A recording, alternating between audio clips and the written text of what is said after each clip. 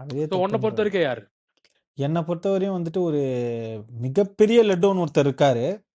So அவர் சொல்றதுக்கு முன்னாடி இன்னொன்று ஒருத்தர் இருக்காரு, அவர் சொல்லிடுறேன். அபிஷேக் சர்மா.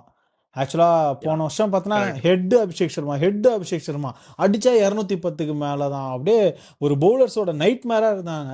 பட் இந்த வருஷம் வந்துட்டு ஹெட் ஓவராலாக அடித்தது.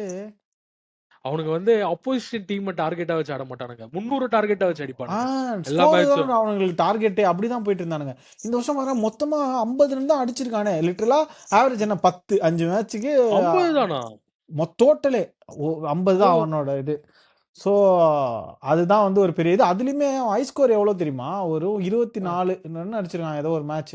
அப்ப பாத்துக்கோ, மீதி எல்லாமே சிங்கிள். இந்த வருஷம் வந்து ரொம்ப இப்போ எஸ்ஆர்ஹெச் லாஸ்ட் இருக்கிறதுக்கு இவன் ஒரு மேஜர் ரீசன் நான் சொல்லுவேன். அதுதான். இன்னொருத்தர் இருக்காரு, அவரு வந்து வேற மாதிரி பிளே, பல கோடிகள் கொடுத்து வாங்கின நம்ம ரிஷப் பந்தன். ஆக்சுவலா நான் ஒரு ஸ்டாட்ஸ் எடுத்து வச்சிருக்கேன், நான் படிக்கிறேன். ரிஷப் பண்டை விட ஹெட்டா இருக்கிற பேட்ஸ்மேன்ஸ் பேர்லாம் நான் இப்ப சொல்ல போறேன். ஹர்ஷித் ராணா, ஹர்ஷல் பட்டேல், ஜோஃப்ரா ஆர்ச்சர், கமிந்து மெண்டிஸ், தீபக் சஹர், மிச்சல் சாண்ட்னர். அதாவது நான் படிக்கிறவெல்லாம் ஆல்மோஸ்ட் பேட் கமெண்ட்ஸ் கூட ஓகேப்பா, நான் ஒரு பேட்ஸ்மேன் ஒத்துப்பேன்.